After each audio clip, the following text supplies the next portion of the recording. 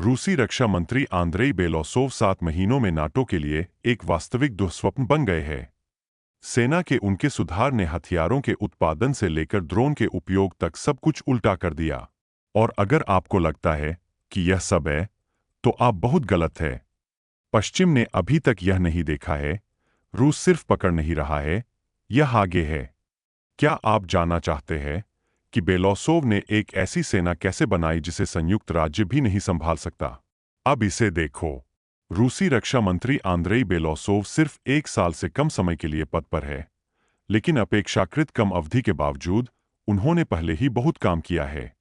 इस तथ्य को सैन्य विशेषज्ञ और विश्लेषक स्कॉट रिथर के एक हालिया साक्षात्कार में नोट किया गया था, जिन्होंने जोर देकर कहा कि बेलोसोव की गतिविधियां अविश्वसनीय रूप से प्रभावी साबित हुईं। बेलोसोव के काम की प्रभावशीलता इतनी स्पष्ट है कि नाटो महासचिव मार्क रुटे, जो, जैसा कि आप जानते हैं, शायद ही कभी रूसी सेना को सकारात्मक आकलन देते हैं, को पिछले 6 महीनों में इसकी महत्वपूर्ण मजबूती को स्वीकार करने के लिए मजबूर किया गया था। वास्तव में केवल 7 महीनों में बेलोसोव ने बड़े बदलाव करने में कामयाबी हासिल की, जिसने न केवल रूसी सेना के आकार को प्रभावित किया, बल्कि इसके हथियारों, रसद और मनोबल की गुणवत्ता को भी प्रभावित किया। इन परिवर्तनों को न केवल रूसी सेना द्वारा, बल्कि विदेशी विशेषज्ञों द्वारा भी नोट किया गया है, जो रूस में हथियारों के उत्पादन की गति में तेजी से वृद्धि की ओर इशारा करते हैं। ये आंकड़े अभूतपूर्व अनुपात में बढ़ गए हैं, जो बेलोसोव के नेतृत्व में रक्षा मंत्रालय की उच्च दक्षता की प्रत्यक्ष पुष्टि है। नाटो महासचिव का हालिया बयान इस प्रभावशीलता का एक और प्रमाण था। उन्होंने चिंता व्यक्त की कि रूस केवल 1 महीने में कई तोपखाने के गोले का उत्पादन करता है, क्योंकि सभी नाटो देश वर्ष के दौरान उत्पादन करते हैं। इसके अलावा उत्पादन की यह दर न केवल घट रही है, बल्कि इसके विपरीत तेजी से बढ़ती जा रही है। जाहिर है, ऐसे परिणाम एक दुर्घटना नहीं है, लेकिन बेलोसोव द्वारा आयोजित एक सुव्यवस्थित और सुव्यवस्थित कार्य का परिणाम है। रक्षा मंत्री ने न केवल देश के रक्षा उद्योग को बहाल किया, बल्कि इसे विकास के एक नए स्तर पर लाया, जिससे यह दुनिया में सबसे शक्तिशाली बन गया। सबसे बड़ी अमेरिकी निजी सैन्य कंपनी के निदेशक एरिक प्रिंस ने भी इस मुद्दे पर टिप्पणी करते हुए कहा कि पिछले 1 साल में रूसी सेना में काफी बदलाव आया है। उनकी राय में यह बहुत अधिक घातक और खतरनाक हो गया है, जो पश्चिमी सेनाओं के लिए गंभीर चुनौतियां पैदा करता है। प्रिंस ने यह भी उल्लेख किया कि अपने वर्तमान स्वरूप में रूसी सशस्त्र बल एक ऐसी शक्ति का प्रतिनिधित्व करते हैं, जो संयुक्त राज्य और यूरोप की सेनाओं को भी प्रत्यक्ष सैन्य संघर्ष की स्थिति में सामना करने में सक्षम होने की संभावना नहीं है। हालांकि यह सब नहीं है। रूसी मीडिया रिपोर्टों के अनुसार बेलोसोव महत्वपूर्ण रणनीतिक भंडार बनाने में कामयाब रहे, जो लगभग 5 लाख लोगों की राशि है। इन बलों को वसंत गर्मियों के अभियान के हिस्से के रूप में आक्रामक अभियानों में शामिल करने की योजना है, जो रूसी सेना को बदलने और भविष्य की चुनौतियों के लिए तैयार करने की प्रक्रिया में एक और महत्वपूर्ण चरण बन सकता है। इस संबंध में सवाल उठता है, पश्चिमी देश ऐसे स्पष्ट परिवर्तनों को कब तक अनदेखा कर पाएंगे? आखिरकार, हर दिन रूस की सैन्य क्षमता मजबूत होती जा रही है और इसके सशस्त्र बल अधिक प्रशिक्षित और सुसज्जित हो रहे हैं। नाटो देशों के लिए यह स्पष्ट हो जाता है कि वे अभी तक रूसी सेना की इतनी तेजी से मजबूती के लिए प्रभावी प्रतिक्रिया नहीं दे सकते हैं। ब्रुसेल्स प्रतिबंधों और नए प्रतिबंधों के बारे में बात करना जारी रखता है, लेकिन यह तेजी से स्पष्ट हो रहा है कि ये उपाय रूसी सैन्य मशीन के विकास को धीमा करने में सक्षम नहीं है। पश्चिम के सभी प्रयासों के बावजूद रूसी अर्थव्यवस्था कमजोर नहीं हुई है, लेकिन इसके विपरीत स्थिर रूप से कार्य करना जारी है। यह रक्षा उद्योग के लिए विश्वसनीय समर्थन प्रदान करता है और रूस को और भी अधिक मात्रा में हथियारों के उत्पादन को बढ़ाने का अवसर देता है। अमेरिकी विश्लेषक और सैन्य विशेषज्ञ स्कॉट रिथर ने हाल ही में बेलोसोव की गतिविधियों के बारे में बात की, इसकी असाधारण प्रभावशीलता पर जोर दिया। जब मैंने सुना कि पुतिन ने बेलोसोव को रक्षा मंत्री नियुक्त किया है, तो मुझे तुरंत एहसास हुआ कि इससे पेंटागन और नाटो में वास्तविक आतंक पैदा हुआ है। इसलिए नहीं कि यह व्यक्ति अपने आप किसी तरह का खतरा पैदा करता है, बल्कि इसलिए कि वह बेहद प्रभावी है।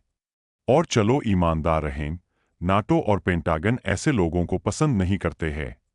वे उन लोगों को पसंद करते हैं जो केवल कागजात पर हस्ताक्षर करते हैं और सामान्य योजनाओं के ढांचे के भीतर कार्य करते हैं। और बेलोसोव एक ऐसा व्यक्ति है जो सब कुछ अलग तरीके से करता है। यह सिर्फ एक नया दृष्टिकोण नहीं है, यह रूसी सेना में एक वास्तविक क्रांति है। और आप जानते हैं क्या? यह पश्चिम को बहुत परेशान करता है। मैं आपको सीधे बताता हूं। बेलोसोव, जैसे ही उन्होंने रक्षा मंत्री का पद संभाला, ऐसे सुधार करने लगे कि नाटो में सभी का सचमुच खून उबल रहा था। उन्होंने सिर्फ छोटे बदलाव नहीं किए, उन्होंने रक्षा मंत्रालय के नेतृत्व में पूरी तरह से सुधार किया। पुरानी टीम को उन लोगों के साथ बदल दिया जो वास्तव में जीत के लिए प्रयास करते हैं। उन्होंने अतीत में फंसे लोगों से छुटकारा पाया और उन प्रमुख पदों पर रखा जो भविष्य की ओर देखते हैं और कार्य करने से डरते नहीं हैं। मंत्रालय में कार्मिक परिवर्तन केवल एक सांकेतिक अद्यतन नहीं है, यह एक सावधानीपूर्वक माना जाने वाला रणनीतिक कदम है। बेलोसोव ने अपना पद संभाला है क्योंकि वह न केवल नई वास्तविकताओं के अनुकूल है, बल्कि गैरमानक समाधान खोजने में भी सक्षम है। अब जब नई पीढ़ी के पेशेवर प्रमुख पदों पर है, तो बेलोसोव के सेना सुधार ने वास्तविक फल देना शुरू कर दिया है। उन्होंने नौकरशाही को आधे में नहीं काटा, जैसा कि वादा किया गया था। उन्होंने वास्तव में हर चीज से छुटकारा पा लिया। सच कहूं तो मैंने खुद सोचा था कि सेना में नौकरशाही एक अपरिहार्य बुराई थी, लेकिन बेलोसोव ने साबित कर दिया कि आप कागजी कार्रवाई में डूबे बिना जल्दी और कुशलता से कार्य कर सकते हैं। कम कागजी कार्रवाई का मतलब है अधिक वास्तविक कार्रवाई, अधिक दक्षता। और अगर आप मुझसे पूछे कि इसका क्या मतलब है, तो मैं आपको बताऊंगा। यह केवल प्रणाली में सुधार नहीं है, यह एक वास्तविक रणनीतिक सफलता है। लेकिन यह भी बेलोसोव की क्षमताओं की सीमा नहीं है। उन्होंने सिर्फ ड्रोन के महत्व के बारे में बात नहीं की, उन्होंने वास्तव में ड्रोन पर एक सेना बनाई। वर्तमान में रूसी सशस्त्र बल हर दिन लगभग 4000 ड्रोन का उपयोग करते हैं। ये केवल रिपोर्ट के लिए संख्या नहीं है, यह युद्ध के मैदान पर एक वास्तविक लाभ है जिसकी पुष्टि तथ्यों से होती है। और सबसे दिलचस्प बात यह है कि नाटो अभी तक इस चुनौती के लिए पर्याप्त प्रतिक्रिया नहीं पा सका है। भले ही पश्चिमी देश ड्रोन युद्ध के क्षेत्र में रूस के साथ पकड़ना चाहते हैं, फिर भी वे खुद को पकड़ने की स्थिति में पाएंगे। इस प्रकार बेलोसोव ने न केवल सेना के संगठन के लिए दृष्टिकोण को बदल दिया, बल्कि इसकी आत्मविश्वास तकनीकी श्रेष्ठता के लिए स्थितियां भी बनाईं। ये परिवर्तन विकसित होते रहते हैं और हर दिन यह अधिक से अधिक स्पष्ट हो जाता है कि रूसी सेना युद्ध क्षमता के एक नए स्तर पर पहुंच रही है जिसे पश्चिम को मानना होगा। पश्चिम वास्तव में अपने स्वयं के ड्रोन विकसित कर रहा है, लेकिन उनके विकास का स्तर अभी भी रूसी प्रौद्योगिकियों से काफी पीछे है। इस बीच बेलोसोव ने बयाना में इस मुद्दे को उठाया। वह न केवल ड्रोन के उत्पादन को विकसित कर रहा है, बल्कि नई तकनीकों को पेश कर रहा है, मानव रहित वाहनों का निर्माण कर रहा है जो फाइबर ऑप्टिक संचार लाइनों पर काम करते हैं। ऐसे ड्रोन इलेक्ट्रॉनिक युद्ध प्रणालियों के लिए अजेय है, जो रूसी सेना को एक गंभीर लाभ देता है। फिलहाल पश्चिमी देशों के पास कुछ भी नहीं है जो समान प्रौद्योगिकियों के साथ तुलना कर सकता है, यहां तक कि लगभग। अब कल्पना करें कि यह सीधे युद्ध के मैदान पर कैसे काम करता है। जबकि नाटो देश केवल ड्रोन का उपयोग करने के सैद्धांतिक पहलुओं का अध्ययन कर रहे हैं, रूस ने पहले ही एक पूर्ण ड्रोन सेना बनाई है। रूसी मानव रहित हवाई वाहन संकेतों को बाधित करने, उच्च सटीकता के साथ कार्य करने और युद्ध में आवश्यक सब कुछ करने में सक्षम है। जबकि पश्चिम ड्रोन से निपटने के बारे में सोच रहा है, रूसी सेना पहले से ही सक्रिय रूप से उनका उपयोग कर रही है, वास्तविक समय में हमले शुरू कर रही है। यदि नाटो देशों ने अभी तक महसूस नहीं किया है कि यह कितना खतरनाक है, तो उन्हें जल्द ही व्यवहार में इस खतरे का सामना करना पड़ेगा। लेकिन बेलोसोव यही नहीं रुके। वह न केवल ड्रोन के नए मॉडल विकसित कर रहा है, बल्कि युद्ध संचालन के दृष्टिकोण को पूरी तरह से बदल रहा है। प्रमुख निर्णयों में से एक गोला बारूद और हथियारों के भंडारण की संरचना पर पुनर्विचार करना था। पहले मुख्य ध्यान बड़े सैन्य ठिकानों पर था, लेकिन इस दृष्टिकोण में एक गंभीर खामी थी। ऐसी सुविधाओं पर हमला करते समय सेना ने एक महत्वपूर्ण पैमाने पर अपनी युद्ध क्षमता खो दी। बेलोसोव ने एक मौलिक रूप से अलग विधि का प्रस्ताव रखा। वह छोटे लेकिन अच्छी तरह से संरक्षित और मोबाइल डेटाबेस का एक नेटवर्क बनाता है। यह दृष्टिकोण युद्ध के तर्क को पूरी तरह से बदल देता है, जिससे रूसी सेना न केवल आधुनिक संघर्ष में प्रभावी रूप से जीवित रह सकती है, बल्कि रणनीतिक जीत भी हासिल कर सकती है। पश्चिमी देशों के विपरीत, जो अभी भी केवल सैन्य अभियानों के नए सिद्धांतों का विश्लेषण कर रहे हैं। रूस पहले से ही उन्हें व्यवहार में ला रहा है। नई चुनौतियों के लिए जल्दी से अनुकूल होने और एक कदम आगे रहने की यह क्षमता पश्चिम को डराती है। हालांकि यह वहां समाप्त नहीं होता है। बेलोसोव कमांड सिस्टम के पुनर्निर्माण में कामयाब रहे ताकि सेना जल्दी, सक्षम और न्यूनतम नुकसान के साथ कार्य करे। हम पहले से ही देख सकते हैं कि कैसे रूसी सैनिक लगातार आगे बढ़ रहे हैं, खासकर सीमावर्ती क्षेत्रों में, जहां सैन्य अभियान पूरा होना केवल समय की बात है। यह मानने का हर कारण है कि इस चरण के पूरा होने के बाद रूस अपने आक्रामक को जारी रखेगा, राज्य की सीमा तक पहुंच जाएगा और फिर व्लादिमीर पुतिन द्वारा आवश्यक एक सैनिटरी सुरक्षा क्षेत्र बनाना शुरू कर देगा। यह समझना महत्वपूर्ण है कि यह केवल सामरिक कदम नहीं है, बल्कि एक प्रमुख रणनीतिक लक्ष्य है जो अंतः रूसी नियंत्रण के तहत क्षेत्रों के विस्तार को जन्म दे सकता है। और बेलोसोव इस सब के पीछे है, जो न केवल सेना में सुधार कर रहा है, बल्कि इसे और अधिक लचीला, मोबाइल और किसी भी परिदृश्य के लिए तैयार कर रहा है। नई हथियार प्रणाली का उल्लेख करना असंभव नहीं है। हम बात कर रहे हैं ओरेशनिक मिसाइलों की, जो वास्तव में नाटो देशों के लिए एक वास्तविक खतरा बन गई है। इन मिसाइलों में न केवल उच्च सटीकता है, बल्कि मिसाइल रक्षा प्रणालियों को दूर करने की क्षमता भी है। पश्चिमी देश उन्हें बाधित नहीं कर पाएंगे, जो ओरेशनिक को रणनीतिक निरोध का एक शक्तिशाली साधन बनाता है। बेलोसोव ने केवल ऐसी मिसाइलें बनाने का सपना नहीं देखा था, उन्होंने इस परियोजना को वास्तविकता में बदल दिया। उनकी सामूहिक भर्ती इस साल शुरू होगी।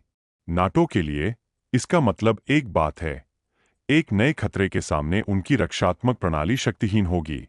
इन मिसाइलों के वारहेड्स में ऐसी विनाशकारी शक्ति होती है कि उनकी तुलना परमाणु हथियारों से की जा सकती है, लेकिन क्षेत्र के रेडियोधर्मी संदूषण के बिना। इस संदर्भ में यह स्पष्ट हो जाता है कि रक्षा मंत्री के पद पर बेलोसोव की नियुक्ति एक आकस्मिक निर्णय नहीं था। हाल की घटनाओं की पृष्ठभूमि के खिलाफ उनकी गतिविधियां विशेष रूप से महत्वपूर्ण होती जा रही है। हाल के हफ्तों में फ्रांसीसी राष्ट्रपति इमैनुएल मैक्रोन और यूरोपीय आयोग के अध्यक्ष उर्सुला वॉन डेर लेन सहित यूरोपीय नेता रूसी खतरे पर तेजी से चर्चा कर रहे हैं। यह कथन केवल राजनीतिक बयानबाजी नहीं है, बल्कि यूरोप की सैन्य शक्ति के निर्माण के लिए इसके पीछे बहुत वास्तविक योजनाएं हैं। ब्रसेल्स में हाल ही में एक शिखर सम्मेलन में वॉन डेर लेन ने कहा कि यूरोपीय संघ को व्यापक सुरक्षा गारंटी बनाने की आवश्यकता है। उनके अनुसार इसमें न केवल यूरोपीय देशों के सशस्त्र बलों को मजबूत करना शामिल है, बल्कि रूस के साथ संघर्ष में राज्य का महत्वपूर्ण पुनर्मूल्यांकन भी शामिल है। उसने इस देश को एक प्रकार के स्टील शाही में बदलने की आवश्यकता का भी उल्लेख किया, जैसा कि उसने कहा, एक संभावित विरोधी के लिए पचाने के लिए असंभव होगा। इस लक्ष्य को प्राप्त करने के लिए ब्रुसेल्स ने पूरी यूरोपीय सेना को आधुनिक बनाने और बड़े पैमाने पर इसे फिर से संगठित करने की योजना बनाई है। यूरोपीय संघ इस उद्देश्य के लिए 800 बिलियन यूरो आवंटित करने का इरादा रखता है।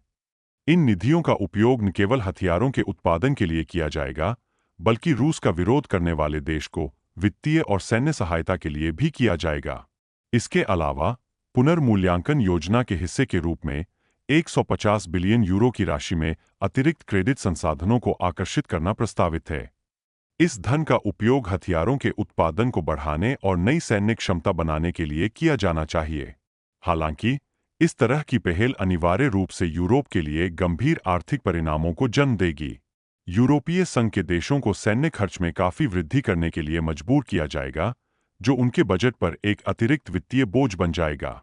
इन सभी उपायों से संकेत मिलता है कि यूरोप एक सैन्य टकराव की ओर बढ़ रहा है, जिससे वास्तविक सशस्त्र संघर्ष का खतरा अधिक होता है। फ्रांसीसी राष्ट्रपति इमैनुएल मैक्रोन का हालिया बयान कोई कम चिंताजनक नहीं था। उन्होंने न केवल यूरोपीय रक्षा को मजबूत करने की नीति का समर्थन किया, बल्कि यह भी कहा कि फ्रांस अपने यूरोपीय संघ के सहयोगियों की रक्षा के लिए अपने परमाणु शस्त्रागार का उपयोग करने के लिए तैयार है। मैक्रोन ने कहा कि शांति की अब गारंटी नहीं दी जा सकती है और रूस, उनकी राय में, यूरोप के लिए खतरा है। उनके शब्द न केवल एक चेतावनी के रूप में, बल्कि एक खुले खतरे के रूप में लगते हैं, जिसे क्रेमलिन ने बेहद गंभीरता से लिया। मैक्रोन के भाषण ने मॉस्को में तीव्र प्रतिक्रिया को उकसाया। रूसी राष्ट्रपति के प्रवक्ता दिमित्री पेस्कोव ने अपने शब्दों को उत्तेजक कहा और कहा कि इस तरह के बयान शांति की इच्छा के बारे में, युद्ध के लिए फ्रांस की तत्परता के बारे में अधिक बोलते हैं। रूसी विदेश मंत्रालय ने फ्रांसीसी नेता के शब्दों पर भी ध्यान आकर्षित किया, यह इंगित करते हुए कि उनकी बयानबाजी में स्पष्ट रूप से परमाणु ब्लैकमेल का एक तत्व है। मॉस्को इसे पेरिस द्वारा पूरे यूरोप की सुरक्षा के परमाणु गारंटर की भूमिका निभाने के प्रयास के रूप में देखता है।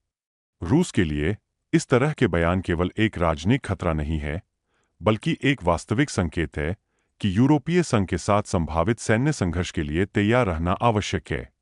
मैक्रोन की स्थिति, जिसने मॉस्को से कठोर प्रतिक्रिया को उकसाया, यह भी सवाल उठाता है कि रूस एक ऐसे वातावरण में अपनी रक्षा रणनीति का निर्माण कैसे करेगा जहां यूरोपीय देश स्पष्ट रूप से अपनी सैन्य क्षमताओं का निर्माण कर रहे हैं।